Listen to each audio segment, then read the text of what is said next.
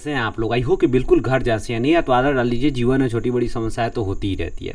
आज के इस वीडियो में हम लोग एक बहुत ही इंपॉर्टेंट संसाधन का जो चैप्टर है, वन और वन्य जीव संसाधन, इसका हम लोग अध्ययन करने वाले हैं। इसके महत्व को समझेंगे। वन क्या होता है, वन्य जीव से क्या तात्पर्य है, क्या मतलब है, इनका हमारे जीवन में क्या महत्व है, वन और वन्य जीवों का संरक्षण हमारे लिए क्यों जरूरी है, इन सारी चीज़ों का मिलकर हम लोग पोस्टमार्टम करेंगे और इसको एक एक चीज़ को कवर करेंगे, जिससे एग्जाम में आपके कोई भी क्वेश्चंस, कोई भी पॉइंट मिस नहीं हो, और इसके पूरे इंपॉर्टेंस को भी देखेंगे। मज़ा आने वाला है वीडियो में। आपको बहुत तरह की नई नई चीज़ें मिलेगी, बहुत तरह की नई नॉलेज मिलेगी जो आपके एग्जाम में क्वेश्चंस आने वाले हैं। पूरा का पूरा बोर्ड मॉडल के साथ साथ अभी तक जितने भी एग्जाम में क्वेश्चन पूछे गए उन सारी क्वेश्चंस का बहुत ही अच्छा हमने संग्रह बनाया हुआ है, उसका एक कलेक्शन लिया हुआ है और आपके साथ और आपके सामने हम लोगों को देखना है और उसका सॉल्व करेंगे हम लोग साथ में मिल करके, और देखेंगे एक एक करके कि किस तरह के क्वेश्चंस हैं और किस तरह के क्वेश्चंस एग्जाम में पूछे जा रहे हैं। सारी चीज़ों का अध्ययन करेंगे और मिलकर पोस्टमार्टम करेंगे। तो चलिए बिना किसी समय गंवाए मिल के मचाते हैं बवाल विद बहुत सारा सवाल। हम लोग वन और वन्य जीव के बारे में, जैसे कि पहले हम लोगों ने देखा और उसका चर्चा किया, इसके बारे में हम लोग देखने वाले हैं। इससे रिलेटेड जितने भी इंपॉर्टेंट क्वेश्चंस जो आपके बोर्ड में एग्जाम में पूछे जा रहे हैं उनको हम लोग देखने वाले हैं और उसका पोस्टमार्टम करने वाले हैं। तो इसके पहले सबसे पहले हम लोग जो चैप्टर का नाम है वन और वन्य जीव, इसको हम लोग समझने वाले हैं। वन क्या होता है? तो जब कोई निश्चित भूभाग, पेड़ पौधे और विभिन्न तरह के वनस्पतियों से ढका हुआ होता है तो उसे हम लोग वन कहते हैं, और उसमें जो रहने वाले प्राणी होते हैं हम लोग उसे वन्य जीव कहते हैं। देखिए, वन जो है हमारे जीवन के लिए बहुत ही महत्वपूर्ण है। जैसा कि आप जान रहे हैं कि वन जो होता है इस पृथ्वी के फेफड़ा के रूप में जाना जाता है, और जो है अमेज़न जंगल जो है ये हमारे विश्व का सबसे बड़ा जंगल और सबसे बड़ा प्राकृतिक जंगल है। ये जो है धरती के फेफड़ा के रूप में जाना जाता है। जो है ये बेसिकली जो है वन, ये विश्व का सबसे बड़ा वन है। इसमें लाखों प्रकार की प्रजातियां पाई जाती है, जिसको अभी तक पूर्ण रूप से हमें रिसर्च नहीं किया जा चुका है इस वन में, अमेज़न जंगल में। ठीक है ना। एक जंगल जो होता है ना भाई साहब, ये धरती का श्रृंगार होता है। जिस तरह एक महिला जो होती है, एक जो नारी होती है, वो श्रृंगार के बिना अधूरा दिखती है, ठीक उसी तरह जो ये धरती है भाई साहब, ये धरती का श्रृंगार है क्या? वन। इसके साथ ही साथ हमारा जो प्राणवायु, हम लोग जो जीते हैं, हम लोग जो सांस लेते हैं, वो प्राणवायु ऑक्सीजन जो है ये हमें कहाँ से मिलता है? पेड़ पौधे से ही मिलते हैं। इसलिए ये हमारे लिए बहुत ही ज़्यादा ज़रूरी है। यहाँ तक कि हमारे जीने के लिए जो प्राणवायु है वो हमारे ऑक्सीजन जो है हमारे इस पेड़ पौधे से मिलते हैं। इसके अलावा हमारे जीवन के 85% हमारे जीवन के ज़रूरतों की पूर्ति हम पेड़ पौधे और वनों से प्राप्त करते हैं, पूरा करते हैं, और 15% हम पशुओं से और जानवरों से पूरा करते हैं। फिर भी वो जानवर जो है पेड़ पौधे पर निर्भर होते हैं। तो एक तरह से हम कह सकते हैं कि इनडायरेक्टली और डायरेक्टली हम लोग क्या कर रहे हैं?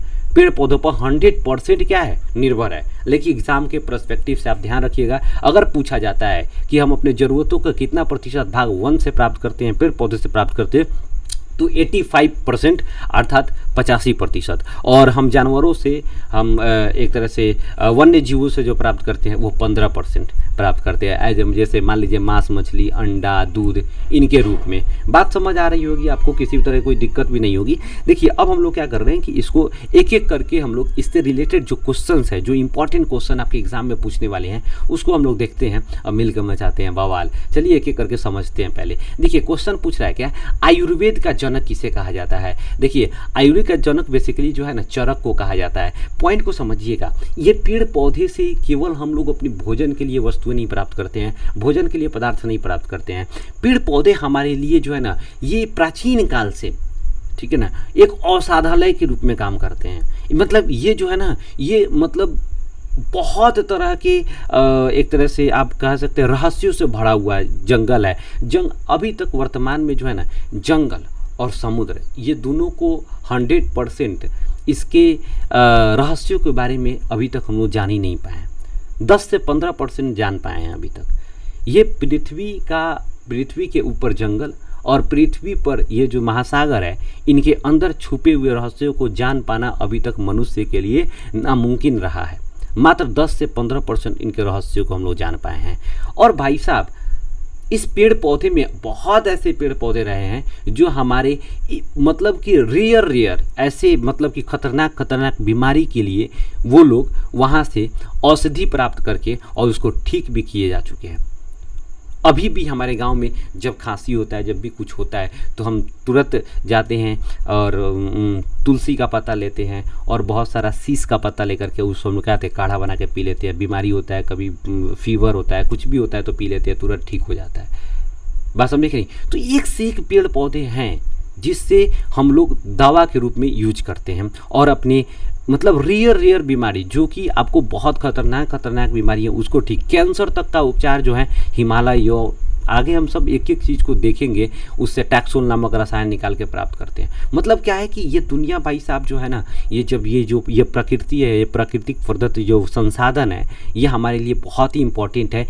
इसीलिए तो सरकार और विश्व के जितने भी देश हैं वहाँ की सरकारें इन सभी चीज़ों को बचाने में लगी हुई है और बहुत तरह की कॉन्फ्रेंसेस, बहुत तरह की जो है सम्मेलन की, ताकि हम लोग इस प्राकृतिक संसाधन को बचा सके। और इसको बचाएंगे तभी हमारा जीवन क्या है संभव है, हमारे जीवन का अस्तित्व रहेगा, नहीं तो फिर हम लोगों का अस्तित्व क्या हो जाएगा, समाप्त हो जाएगा। बात समझ आए? तो आयुर्वेद का चरक मतलब आयुर्वेद के जो जनक हैं वो चरक साहब हैं, ठीक है ना।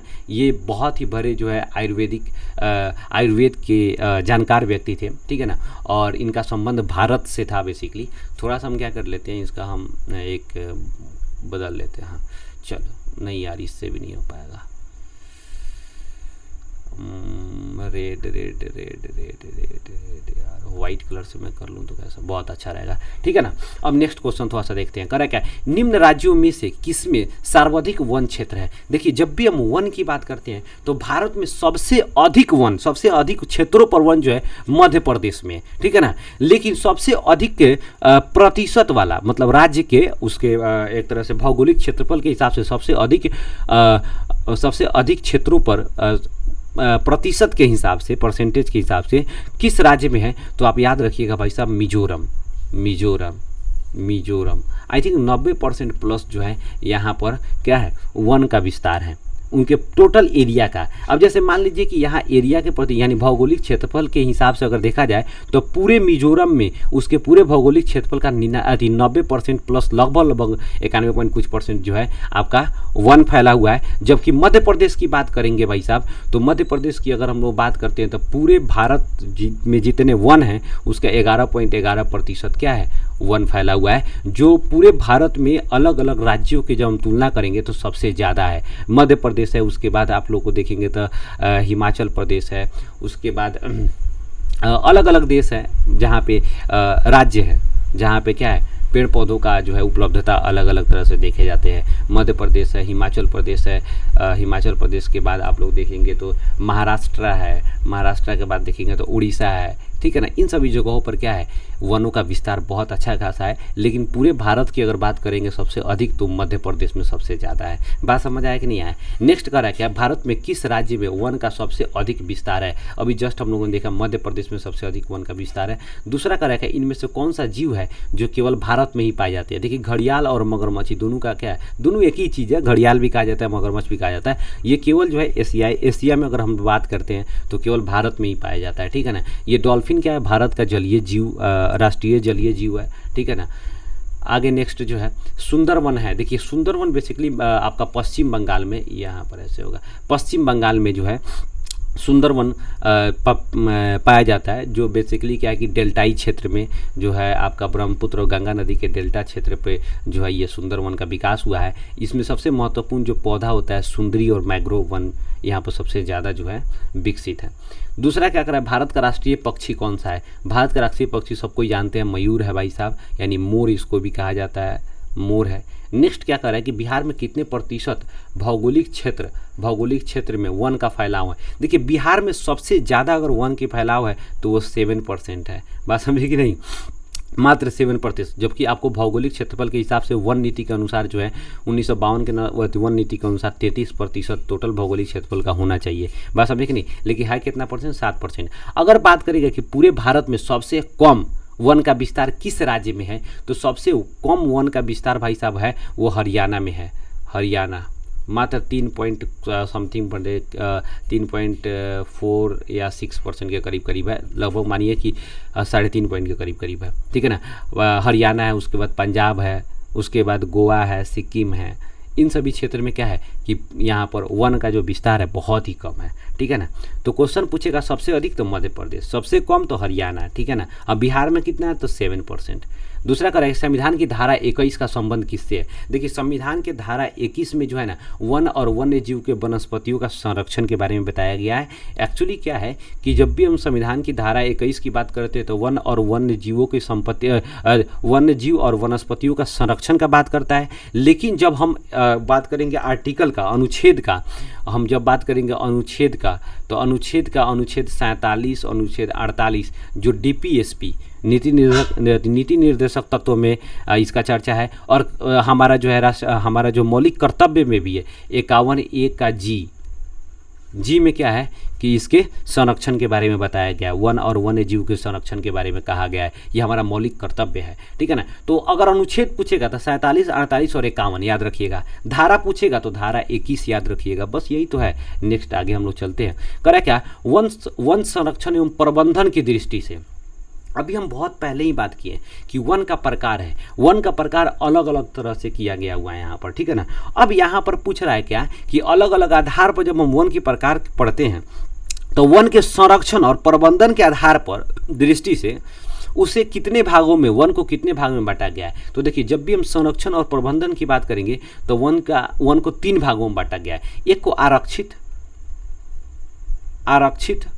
या फिर इसी को हम लोग कह सकते हैं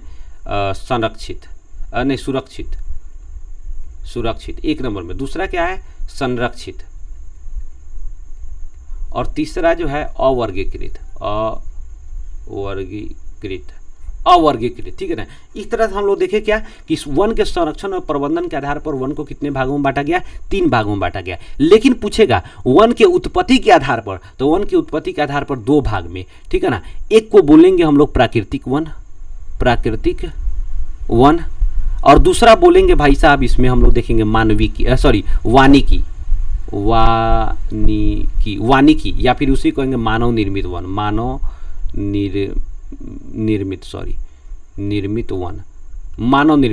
वानिकी या मानव निर्मित वन उसे कहा जाता है जब मनुष्य क्या होता है कि खुद से वन को लगाता है, खुद से पेड़ पौधों को लगा करके क्या करता है, वन को विकसित करता है, तो उसे वानिकी कहा जाता है, ठीक है ना। अब प्राकृतिक वन किसे कहा जाता है कि एक मतलब कि जब किसी भूभाग पर खुद से स्वतः प्राकृतिक रूप से वहाँ पर पेड़ पौधे क्या हो गए हों, विकसित कर गए हों, और तो उसे हम लोग कहेंगे प्राकृतिक वन, जिसके निर्माण में मनुष्य का कोई योगदान नहीं है, ठीक है ना। तो उसे हम लोग कहेंगे प्राकृतिक वन। लेकिन जिसको मनुष्य क्या किया हो, अपने मेहनत से और अपने एक तरह से सहयोग से जो है वहाँ पर क्या किया हो, पेड़ पौधों को लगाया हो और वहाँ पर वन का विकास किया हो, तो उसे हम वानिकी कहेंगे। वानिकी में जो होता है ना, इसमें वैसे पेड़ पौधे होंगे, इसमें बहुत ही कम प्रजातियों की पेड़ पौधे लगाए जाते हैं और बहुत ही साधारण जो है ना पेड़ पौधे यहाँ पर पेड़ पौधे की प्रजातियाँ होती हैं।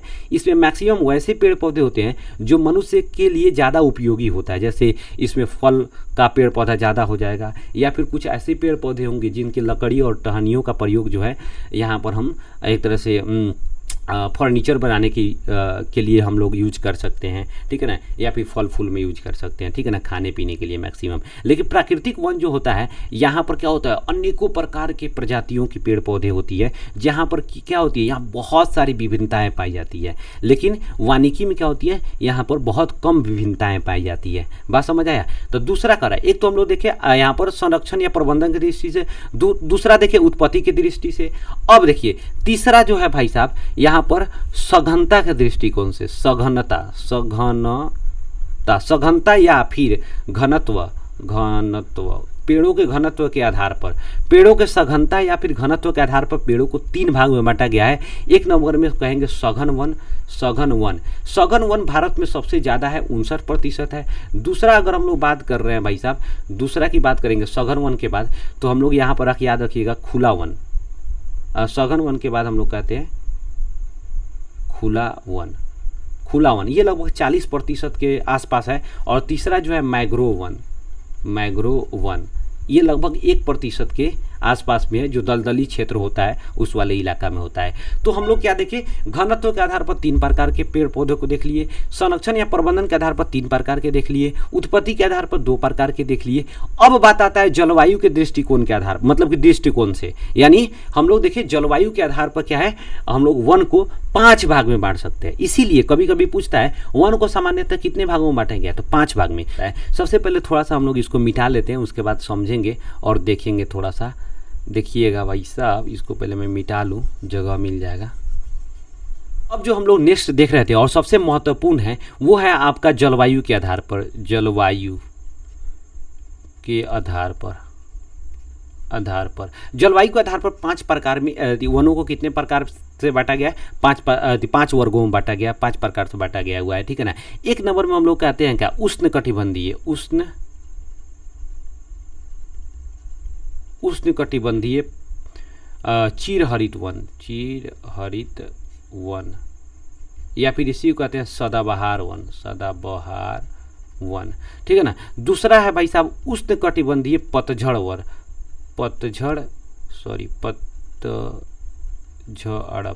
वन, या इसी को पर्णपाती वन कहा जाता है, जिसके पत्ते एक साथ झड़ जाते हैं। और उष्णकटिबंधीय चिरहरित वन में क्या होता है, पत्ता एक साथ नहीं झड़ता है हमेशा। चिर का मतलब होता है लंबे समय तक, हरित का मतलब हरा रहना है।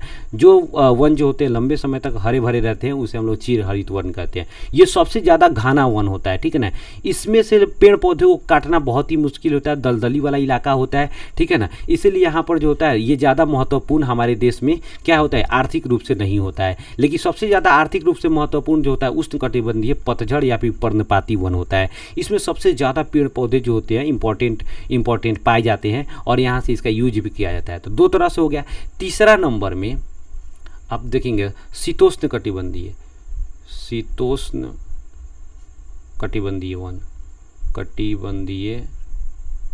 वन। चौथा जो है भाई साहब आप देखेंगे पर्वतीय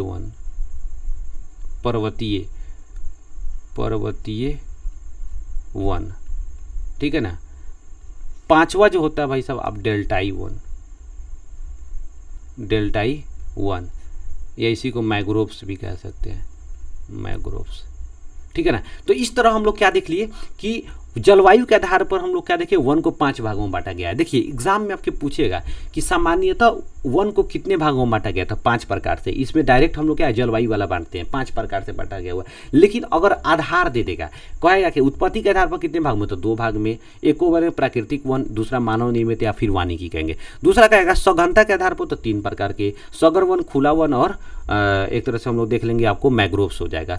तीसरा पूछेगा क्या संरक्षण या फिर प्रबंधन के दृष्टिकोण से, तो 3 तरह का, आरक्षित, संरक्षित जिसको हम लोग सुरक्षित कहेंगे, और दूसरा संरक्षित कहेंगे, और तीसरा जो होता है अवर्गीकृत वन कहते हैं, ठीक है ना। तो इस तरह से हम लोग देखिए क्या है आपको वन के प्रकार। तो यहाँ पर आप लोग समझ गए, टोटल एग्जाम में जैसे पूछेगा आप देख लीजिएगा भाई साहब। नेक्स्ट क्या कर रहा है कि FAO के वानिकी रिपोर्ट के अनुसार 1948 में विश्व में कितने हेक्टेयर भूमि पर वन था, तो विश्व में अगर पूछ रहा है तो 4 अरब हेक्टेयर था। बात समझे कि नहीं, 4 अरब हेक्टेयर वन था पूरे विश्व में। नेक्स्ट, भारत में 2001 में कितने प्रतिशत भौगोलिक क्षेत्र पर वन का विस्तार था। देखिए 2001 में 19.27, लेकिन पूछेगा 2013 में तो याद रखिएगा 21.23% 2013 में। लेकिन वर्तमान समय में अभी कुछ बढ़ गया हुआ है। पूरे जितने भी है मनरेगा जितने भी ये छोटे पेड़ पौधे हम लोग लगाते हैं, इन सभी को मिलाकर भारत में 24% वन का विस्तार हो चुका है, ठीक है ना। एग्जाम में आप ऑप्शन के हिसाब से मारिएगा भाई साहब, 22% भी कहीं कहीं दे देता है, ठीक है ना। तो 21.23 को 22% में भी हम लोग गिनती कर लेते हैं। अगर मान लीजिए अगर ऑप्शन में दिया हुआ है 21 भी दिया है, 22 भी दिया है, तो 22% वाला मारिएगा, ठीक है ना। और नहीं दिया है, अगर 19.7 दिया हुआ है तो 2001 के अनुसार हो जाएगा, और 2013 के अनुसार 21.23 हो जाएगा। याद रखिएगा भाई साहब। वन्य जीव बोर्ड की स्थापना किस वर्ष हुई थी, बहुत ही इंपॉर्टेंट क्वेश्चन है। वन्य जीव बोर्ड का स्थापना 1952 ईस्वी में हुआ था, ठीक है ना, याद रखिएगा आप। नेक्स्ट क्वेश्चन का क्या कह रहा है कि टेक्सोल का उपयोग किसके लिए किया जाता है। देखिए हिमालय यौ नामक पौधे से एक विशेष प्रकार का रसायन यानी केमिकल निकाला जाता है, जिसका उपयोग कैंसर के मतलब इलाज में होता है, जिसको हम लोग टेक्सोल कहते हैं। नेक्स्ट पॉइंट क्या कर रहा है कि पूर्वोत्तर राज्यों की 188 आदिवासी जिलों में, देखिए भारत में अगर हम लोग बात कर रहे हैं कि विश्व में पेड़ पौधे के विस्तार के आधार पर कितने नंबर पे आता है भारत, तो 10वां नंबर पे आता है। विश्व में 10वां नंबर पर सबसे ज़्यादा, विश्व में सबसे ज़्यादा वन का विस्तार कहाँ पे है, तो रूस में है, ठीक है ना। रूस हो गया, ब्राज़ील, कनाडा, अमेरिका, चीन, ये सब है। 10वां नंबर पर जो है भारत आता है, ठीक है ना। और उसमें भी 60% क्षेत्र जो है वन का क्षेत्र जो है ये 188 आदिवासी, 500 लगभग 76 जिले, करीब 576 76 जिले करीब है पूरे भारत में। और उसमें से 78 या 76 जिले करीब है, ठीक है ना। उसमें से 188 जिला ऐसा है जो आदिवासी जिला है जहां पर 60% वन पाया जाता है, आदिवासी जिले। इसीलिए आदिवासियों को जो वन होता है ना, वन का संरक्षक के रूप में जाना जाता है, ठीक है ना, क्योंकि वन ही उनके लिए जीवन होता है और उनका संरक्षण में सबसे ज़्यादा जो योगदान होता है वो आदिवासी लोगों का होता है, ठीक है ना। उसको अपना वो लोग भगवान मानते हैं, यानी पूजा भी करते हैं जंगल को अपना, ठीक है ना। वो उनका बहुत ज़्यादा महत्वपूर्ण होता है इसके संरक्षण में, ठीक है। तो यहाँ पर क्या हो जाएगा आंसर, 60%, ठीक है ना। क्षेत्र का कितना प्रतिशत वन है, तो 60% वन है केवल आदिवासी जिलों में। और जब पूर्वोत्तर राज्य की बात करेंगे तो वहाँ पर अकेले पूर्वोत्तर राज्य वाला है, जो 7 गो पूर्वोत्तर राज्य जो है, 7 सिस्टर स्टेट है, वहाँ पर भाई साहब 25% पूरे वन का विस्तार है। पूरे भारत में अगर देखें तो पूरे भारत का 25% वन है वहीं पे। 188 जो जिला है उसमें जो है 60% वन है। टोटल मिला के 85%, बाकी पूरे भारत में 15% वन है। बस हम देख नहीं, बिहार का 17 को जिला तो इंग खाली है। नेक्स्ट कर रखा है 1951 से 1980 तक लगभग कितना वर्ग किलोमीटर वन का क्षेत्र कृषि भूमि में परिवर्तित हो गया, 26,200। देखिए जैसे जैसे जनसंख्या बढ़ेगा हमारा डिमांड बढ़ते जाएगा, हमारी आवश्यकताएं बढ़ती चली जाएंगी। उसके पूर्ति के लिए हम क्या करेंगे, प्रोडक्शन बढ़ाना जरूरी होगा, फैक्ट्री लगाएंगे, कृषि करेंगे, तो क्या होगा, कहाँ से लाएंगे, ज़मीन पैदा थोड़ी करेंगे, जो जंगल उंगल है उसी को काटेंगे, ठीक है ना, उसको कृषि योग बनाएंगे। तो वही हाल रहा भाई साहब। 1951 से लेकर 1980 तक के बीच में देखा गया कि 26,200 वर्ग किलोमीटर क्षेत्र ऐसा था जो जंगल को काट कर कृषि बनाया गया।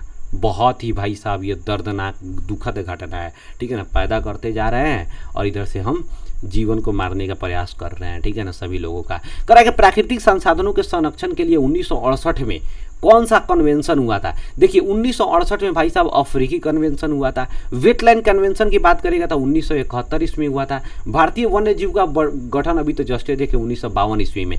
इन सारी कन्वेंशन का जो काम था भाई साहब, केवल पर्यावरण को कैसे, इसका वन्य और वन्य जीवों को कैसे बचाया जाए, पर्यावरण को कैसे सुरक्षित रखा जाए, इन सब का उद्देश्य भाई साहब यही था। इसीलिए याद रखिएगा वेटलैंड कन्वेंशन या फिर रामसर कन्वेंशन कब हुआ था, 1971 ईस्वी में।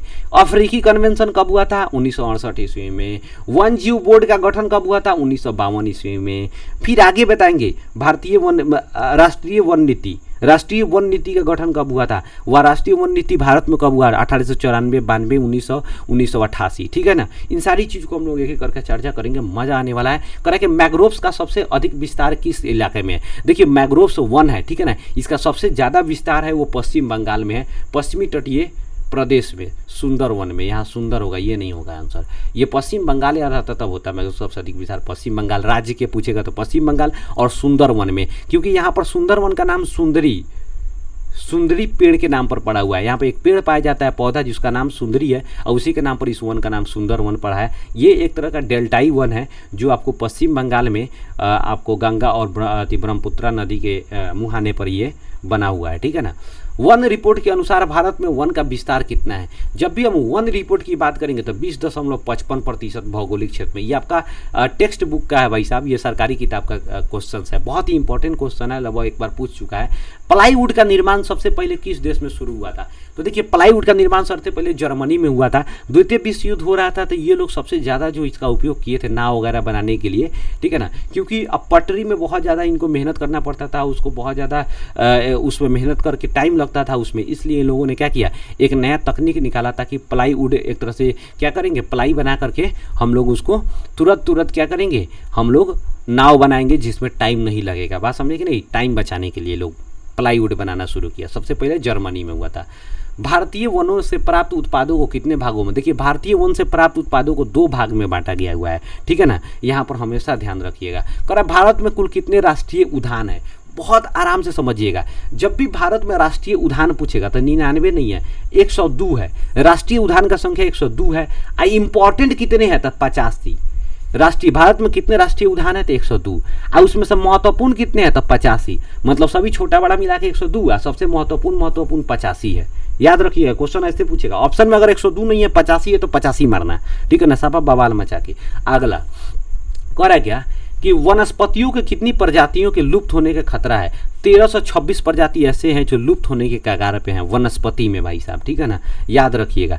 नेक्स्ट कह रहा है क्या, वन नीति के प्रमुख उद्देश्य कितने हैं? देखिए, भारतीय वन नीति जब लगा हुआ था, राष्ट्रीय वन नीति 1952 ईस्वी में, उसके पहले 1894 में, या स्वतंत्र भारत में 1952 पूछेगा तो 1952, फिर 1988 से पूछेगा स्वतंत्र भारत में प्रथम बार वन नीति कब लागू हुआ था? 1952 में। अब कहेगा भारत में प्रथम बार वन नीति कब लागू हुआ था, राष्ट्रीय वन नीति? तो 1894 में, ठीक है ना। 1947 में आजाद हुए, तो 47 के बाद 52 में आया, तो प्रथम नहीं हुआ स्वतंत्र भारत का, ठीक है ना। इसमें 6 तरह की बातों को ध्यान रखा गया। 1 नंबर, पहला पर्यावरण संतुलन। दूसरा नंबर, प्राकृतिक संसाधन, मतलब प्राकृतिक प्रदत्त संसाधन का हमें क्या करना चाहिए, उसका सुरक्षा प्रदान करना चाहिए। दूसरा, जो भूमि क्षरण है, यानी भूमि का जो कटाई हो रहा है एक तरह से, उसका अपरदन है, उसको रोकना। बाढ़ नियंत्रण। दूसरा क्या है, हम लोग को देख लिए, सबसे पहले हम लोग देख लिए यहाँ पर 1 नंबर में पर्यावरण संतुलन, दूसरा नंबर प्राकृतिक प्रदत्त वस्तुओं का संरक्षण, तीसरा नंबर में बाढ़ नियंत्रण, चौथा नंबर में हम लोग देख लिए जो भूमि क्षरण है उसका रोकना।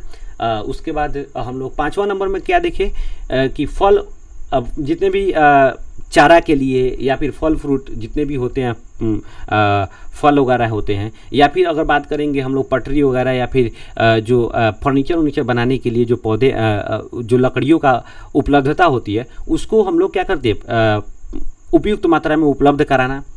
और 5वां जो है भाई साहब, बाढ़ नियंत्रण तो हो गया, और क्या था आपका 5वां नंबर? तो 6ठा नंबर में क्या हो जाएगा, एक और है ना, बाढ़ नियंत्रण था। बाढ़ नियंत्रण के बाद भूमि संरक्षण, हाँ, मरुस्थलीय जो भूमि है उसके विस्तार को रोकना, ठीक है ना, मरुस्थलीय भूमि के विस्तार को रोकना। टोटल ये 6 प्रकार के वन नीति का मुख्य उद्देश्य था, ठीक है ना, आपको याद रखना है। नेक्स्ट क्या कह रहा है कि भारत में मुख्य रूप से कितने प्रकार के वन मिलते हैं? देखिए, वही ने पूछ रहा था, भारत में जब मुख्य रूप से पूछ रहा था वो 5 प्रकार के, लेकिन वही आधार लगा देता है, कहता कि सघनता के आधार पर भारत में कितने प्रकार के वन? तो 3 प्रकार के, ठीक है ना। यहाँ मुख्य रूप से पूछ रहा है, मुख्य रूप से, तो क्या होगा? 5 होगा। नेक्स्ट क्या कह रहा है, देखिएगा, वन प्राणियों में कितने वर्ग होते हैं? देखिए, भारत में मुख्य रूप से कितने वन, कितने प्रकार के वन हैं? तो 5 प्रकार के। तो 5 प्रकार के वन है, तो अलग अलग वन में अलग अलग प्रकार के प्रजातियों की बहुलता होती है, इसीलिए यहाँ पर वन प्रजातियों की संख्या 5, यहाँ पर 5 प्रकार से। निम्नलिखित में से कौन सी जीव संकटग्रस्त प्रजाति नहीं है? संकटग्रस्त प्रजाति की जब बात करेंगे कि नहीं है, तो भालू होगा, बात समझे कि नहीं, संकटग्रस्त प्रजाति के रूप में नहीं है। बांधवगढ़ राष्ट्रीय उद्यान कहाँ है? मध्य प्रदेश में बांधवगढ़ राष्ट्रीय उद्यान है। दूसरा कह रहा है क्या, गजराज किसे कहा जाता है? हाथी को कहा जाता है। एक बार क्वेश्चन पूछा हुआ था। गुजरात के गिर वान में कौन सा जानवर मिलता है? तो सिंह। याद रखिएगा, गुजरात के गिर वान में सबसे ज़्यादा जो है सिंह, यहाँ पर शेर है सबसे ज़्यादा। कह रहा है कि स्तनधारियों की कितनी प्रजातियाँ, स्तनधारियों की कितनी प्रजातियाँ विनाश के कगार पर है? तो जब भी पूछेगा स्तनधारियों की कितनी प्रजातियाँ विनाश के कगार पर है, तो 39। बात समझिए। पक्षियों के पूछेगा तो 72, और स्तनधारी 13, और सरीसृप 3। बात समझे कि नहीं, याद आपको स्तनधारी करें, मतलब यहाँ पर उभयचर 3 है, और यहाँ पर बात करेगा अगर हम सरीसृप की बात करेंगे तो 13। सरीसृप यानी रेंगने वाले 13, उभयचर जो आपको जल और थल दोनों पर रहते हैं, 3 ऐसे प्रजाति हैं जो संकटग्रस्त है, ठीक है ना। और ये स्तनधारी हैं, बात समझे कि नहीं, जो अपने बच्चों को दूध पिलाते हैं, ठीक है ना, वो स्तनधारी कहलाए जाएंगे। दूसरा क्या कर रहा है, ये पक्षियों का प्रजाति है जो 72 है, ठीक है ना। याद रखिएगा, ये सभी एग्जाम में पूछ सकता है कि भारत में कितने पक्षियों की प्रजाति जो है संकटग्रस्त है, तो 72, ठीक है ना। कितने एक तरह से सरीसृप ऐसे प्रजाति हैं जो संकटग्रस्त हो चुके थे, 13। किसने उभयचर है, तो 3 है, याद रखिएगा। कह रहा है कि देश में कुल कितने जैव आरक्षण क्षेत्र है, कितने जैव आरक्षण क्षेत्र है? तो जब भी जैव आरक्षण क्षेत्र की बात कहेगा तो आप याद रखिएगा 18। पूरे देश में, पूरे विश्व के 65 देश में मात्र 243 जैव आरक्षण क्षेत्र है, जिसमें से 18 कहाँ है, भारत में। अब प्रथम जैव आरक्षण पूछेगा तो नीलगिरी, प्रथम जैव आरक्षण कहाँ होगा, नीलगिरी में होगा, ठीक है ना, नीलगिरी। 1986 ईस्वी के तमिलनाडु, केरल और कर्नाटक के बॉर्डर पर संयुक्त रूप से किया गया था। तमिलनाडु में मुख्य रूप से माना जाता है, ठीक है ना। 1986 ईस्वी में भारत का सबसे पहला और बड़ा है, ठीक है ना। और दूसरा पूछेगा यहाँ पर पूरे जैव मंडल, ठीक है ना, राष्ट्रीय जैव उद्यान, तो यहाँ 101 नहीं होगा, 102 होगा, बात समझे कि नहीं, 102 है। और पूछेगा अभयारण्य कितना है,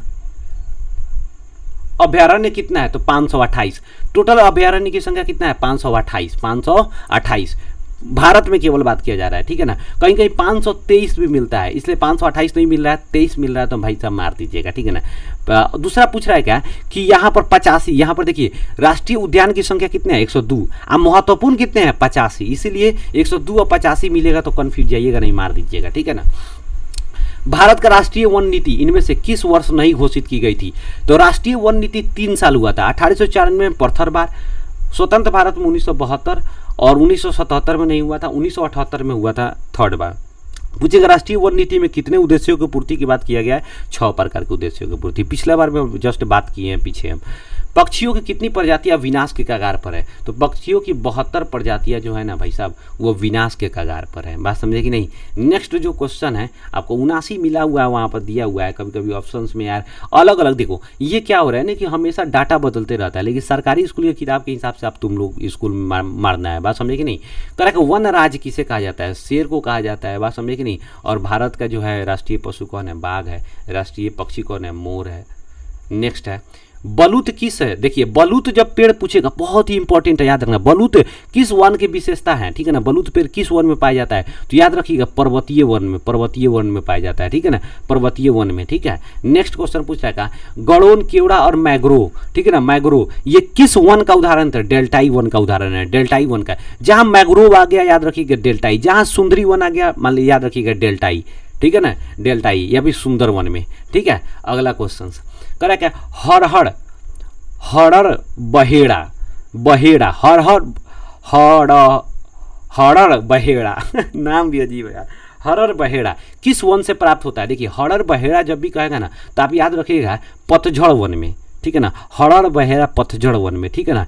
जो ज़्यादा बहेड़ा का मतलब हम लोग बच्चा जो होता है आप याद रखिएगा, हम लोग के देहात में ऐसा कहा जाता है बहेड़ा खानी घूमते रहता है सब इधर उधर से, कोई आगे ना था पीछे पागा होता है, कोई बोलने वाला नहीं होता है, ठीक है ना। उसी तरह पतझड़ वन है, आप याद रखिएगा जो भी इधर उधर घूम रहा है जिसके लाइफ में कोई थोड़ा सा सीरियसनेस नहीं है, उसके जीवन क्या है उसी पतझड़ की तरह हो जाएगा, ठीक है ना। तो इसीलिए हरर बहेड़ा या वह क्या है बहेड़ा, यानी बहेड़ा मतलब जिसके आगे ना था पीछे पागा, जिसको कोई पूछने वाला नहीं है, तो पतझड़, ठीक है ना, जिनके जीवन में पतझड़ की तरह मतलब जीवन सूख चुका है, ठीक है ना। तो याद रखिएगा पतझड़ वन में, ठीक है। पतझड़ वन में जितने भी इंपॉर्टेंट फसल जैसे आपको शीशम हो गया, सागवान हो गया, साल का पेड़ हो गया, आम हो गया, नीम हो गया, पीपल का पेड़ हो गया, ये सारा का सारा पतझड़ वन में मिलता है, ठीक है ना। दूसरा क्या कर रहा है कि सहतूत और साल, सहतूत और साल, साल का मतलब सागवान वगैरह ये सब हो गया, ठीक है ना। यहाँ पर साल का हाँ सागवान वगैरह ये सब हो गया, ये पतझड़ वन में सबसे ज़्यादा मिलते हैं। नेक्स्ट जो है चंदन वन कहाँ पाया जाता है, देखिए चंदन सबसे ज़्यादा कर्नाटक में पाया जाता है। अभी पुष्पा भाई वाला फिल्म आया हुआ था, ठीक है ना, झुकेगा नहीं, वही वाला कहानी है। भारत का राष्ट्रीय पशु कौन सा है, जब पशु का बात करेगा तो कौन सा हो जाएगा भाई साहब, भारत का राष्ट्रीय पशु बाघ है, ठीक है ना। बाघ, शेर, सिंह नहीं होगा, ये दोनों एक ही चीज़ है ना, बाघ या सिंह, आंसर कौन हो जाएगा, बाघ हो जाएगा, भारत का राष्ट्रीय पशु। नेक्स्ट क्या है, भारत का पहला जैव आरक्षण क्षेत्र कौन है, नीलगिरी 1986 ईस्वी में तमिलनाडु में, ठीक है ना। दूसरा पूछ रहा है क्या कि पर्वतीय वन कितनी ऊंचाई पर पाए जाते हैं, हमने बात किया हुआ था उस समय।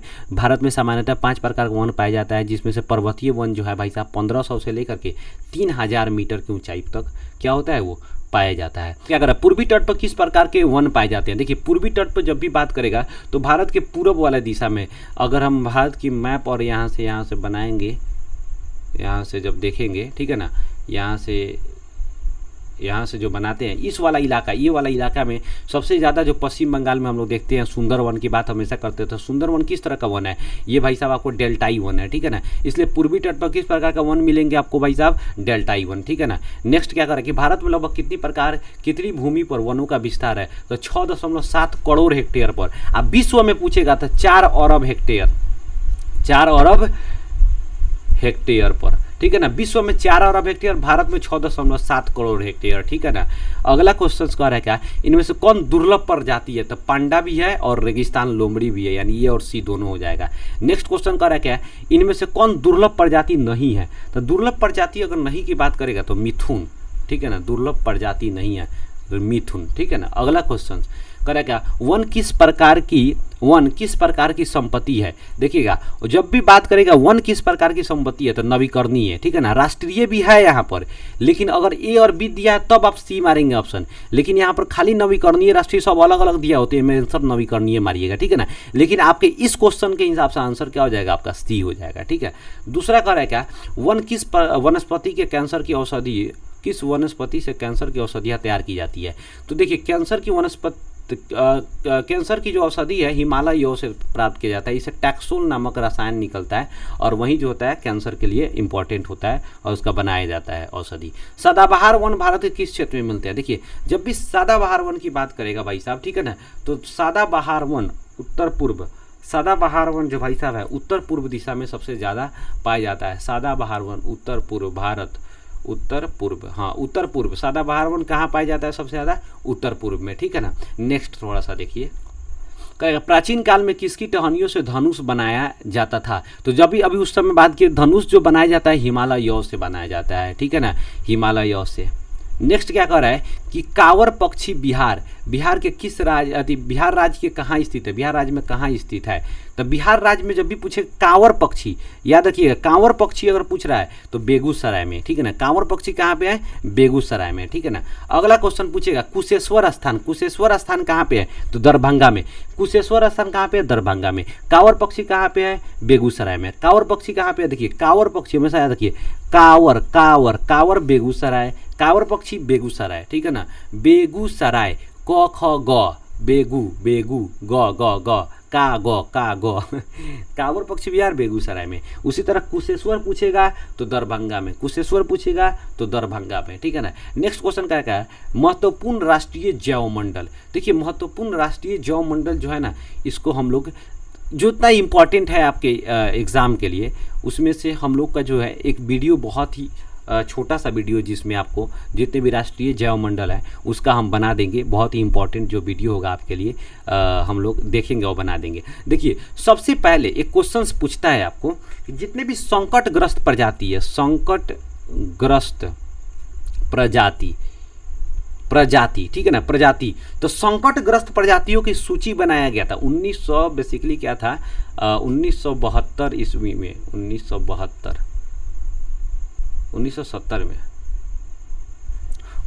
ईस्वी में botanical survey of India and forest research institute, ये दोनों ने मिल करके क्या किया, एक सूची तैयार किया कि भारत में कितने ऐसे प्रजातियां हैं, कितने ऐसे वन्यजीव वनस्पति हैं जो संकटग्रस्त हो चुकी है। संकटग्रस्त का मतलब क्या है कि जो वो प्रतिकूल वातावरण के, प्रतिकूल जलवायु के कारण वो अब धीरे धीरे उनका जो है टोटल एक प्रजाति जो है समाप्त होने के कगार पर है, उनकी संख्या बहुत कम हो चुकी है।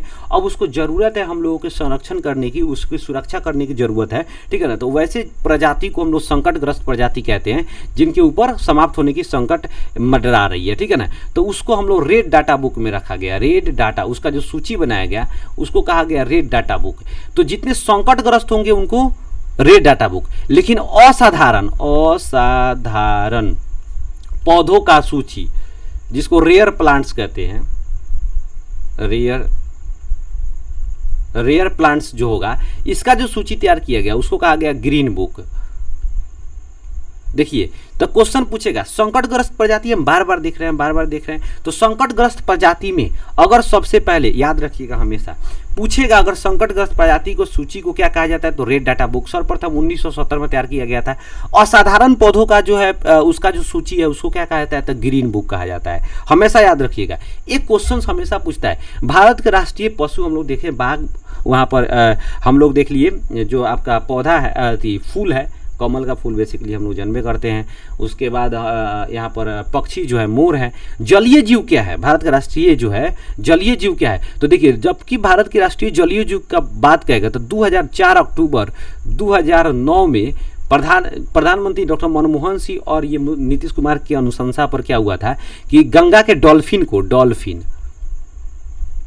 को राष्ट्रीय जलीय जीव के रूप में घोषित किया गया था, ठीक है ना। तो पूछेगा राष्ट्रीय जलीय जीव कौन है, तो डॉल्फिन है। कब इसको घोषित किया, 2009 अक्टूबर 4 अक्टूबर 2009 को, किसके अनुशंसा पर, नीतीश कुमार के अनुशंसा पर किया गया था। तो आपका इतना इंपॉर्टेंट क्वेश्चन है, अगर आप इसको बढ़िया से देख लीजिएगा, समझ लीजिएगा, तो गारंटी है आपका यहाँ से क्वेश्चन छूटने वाला नहीं है। बहुत ही रेयर केस में ऐसा होगा कि आपको क्वेश्चन इधर उधर से कहीं आ सकता है तो छूटे, लेकिन आपका एग्जाम में इतना काफ़ी है, इससे ज़्यादा आपको पूछने वाला नहीं है। अगर आप सही से इसका नोट्स बना ले रहे हैं, याद कर ले रहे हैं, रिवीजन कर ले रहे हैं तो चलिए वीडियो अच्छा लगा तो लाइक कीजिए, नहीं अच्छा लगा डिसलाइक कीजिए, चैनल को कंपलसरी सब्सक्राइब कीजिए। आज के लिए बस इतना ही, मिलते हैं नेक्स्ट वीडियो में जो आपका राष्ट्रीय जैव मंडल है उसका इंपॉर्टेंट लेकर के, जो आपके एग्जाम्स के लिए बहुत ही इंपॉर्टेंट है, उसको एक बहुत ही छोटा सा वीडियो में हम लोग देख लेंगे, ठीक है ना। तब तक के लिए आज वीडियो में इतना ही रहने देते हैं। नेक्स्ट वीडियो में नेक्स्ट चैप्टर के साथ बवाल मचाते हुए हम लोग मिलते हैं और जितने इंपॉर्टेंट क्वेश्चन हैं उसका पोस्टमार्टम करते हैं। तब तक के लिए जय हिंद।